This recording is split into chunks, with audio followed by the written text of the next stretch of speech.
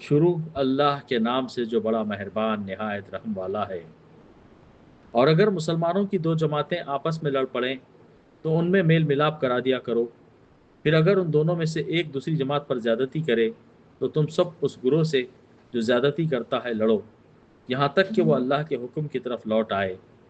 اگر لوٹ آئے تو پھر انصاف کے ساتھ صلح کرا دو اور عدل کرو، بے شک اللہ انصاف کرنے والوں کو دوست رکھتا ہے۔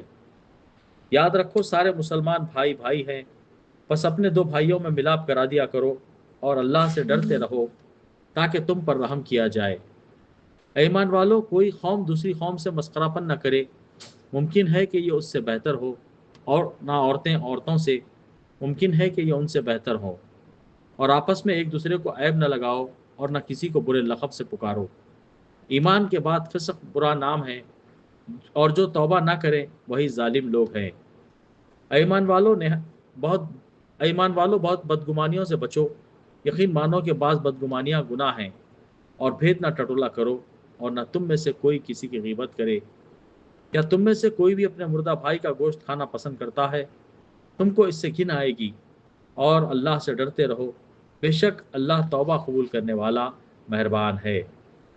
اے لوگو، ہم نے تم سب کو ایک مرد اور ایک عورت سے پیدا کیا، اور پھر تم کو کنبوں اور قبیلوں میں تقسیم کر دیا تاکہ ایک دوسرے کو پہچان سکو۔ اللہ کے نزدیک تم سب میں سے باعزت وہ ہے جو سب سے زیادہ اللہ سے ڈرنے والا ہے۔ یقین مانو کہ اللہ دانا اور باخبر ہے۔ دیہاتی لوگ کہتے ہیں کہ ہم ایمان لائے۔ آپ کہہ دیجئے کہ حقیقت میں تم ایمان نہیں لائے، لیکن تم یوں کہو کہ ہم اسلام لائے، حالانکہ ابھی تک تمہارے دلوں میں ایمان داخل ہی نہیں ہوا۔ تم اگر اللہ کی اور اس کے رسول کی فرما برداری کرنے لگو گے تو اللہ تمہارے اعمال میں سے کچھ بھی کم نہ کرے گا، بے شک اللہ بخشنے والا مہربان ہے۔